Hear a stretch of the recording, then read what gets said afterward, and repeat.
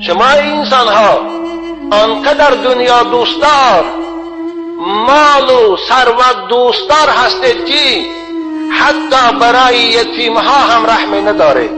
ببینید انسان خدا مذمت دارد. انسان طبیعتا منصب دوستدار است، مال و ثروت دوستدار است، حتی برای خاطر مال و ثروتش و منصبش تیار است هر چی دارد بیاد تا وی نگاه دارد. همتا است خدا اینها رو مذمت دارد. بل که شما انسان ها آنقدر دنیا رو دوست می‌دارد که حتی برای یتیم ها احترام قائل نیستید.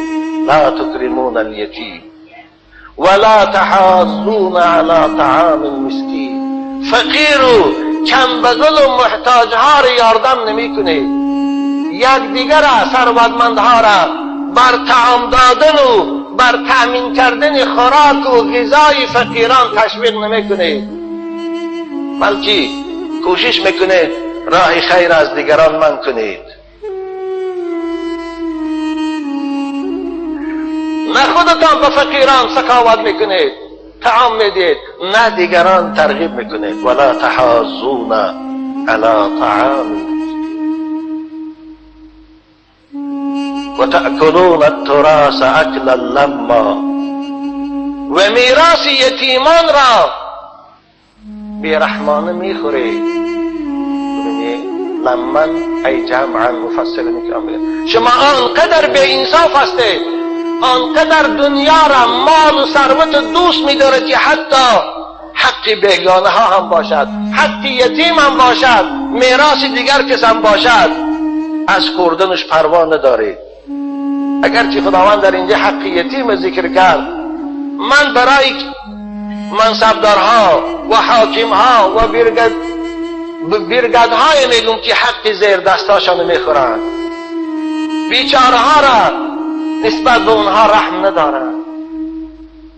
این پاره خور هستند، رشوه خورند. چند نفر میبرد کار میفرماد، به جای آنکه حق او را پره دهد حق او را نیمه میدهد. از خوردن حق او پروا ندارد. این نشانی چیست؟ نشانی دنیا دوستداری و مال دوستداری است. و تأکلون التراث اکلا لما. میراث یتیمان را میخورید، حق بیچاره ها را میخورید، با همراهی پول خود یک جایی میکنید گویا پول خودت هست. یا الله.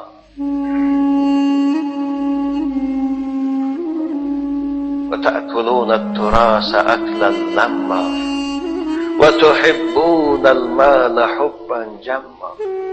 و دوست می‌دارید ثروت و بایگری را بسیار دوست داشتنی. آنقدر مال دنیا را، پول و ثروت دوست می‌دارید که برای شما فرق ندارد منبع درآمد او از کجاست.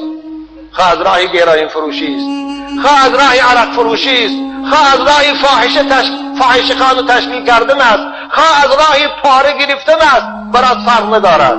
خواه از راه قانونی است یا غیر قانونی است، برات فرق ندارد. چی کار کنی پول یابی؟ چی کار کنی پولت زاید شود؟ خدا این انسانها را مذمت دارد. اسلام هیچگاه عزیزان من بایگری از وجه حلال مذمت نمی کند. وقتی که شما کسب حلال دارید، تجارت دارید، دهقانی دارید، چارواداری دارید، از وجه حلال ثروت جمع میکنید، این مذموم نیست.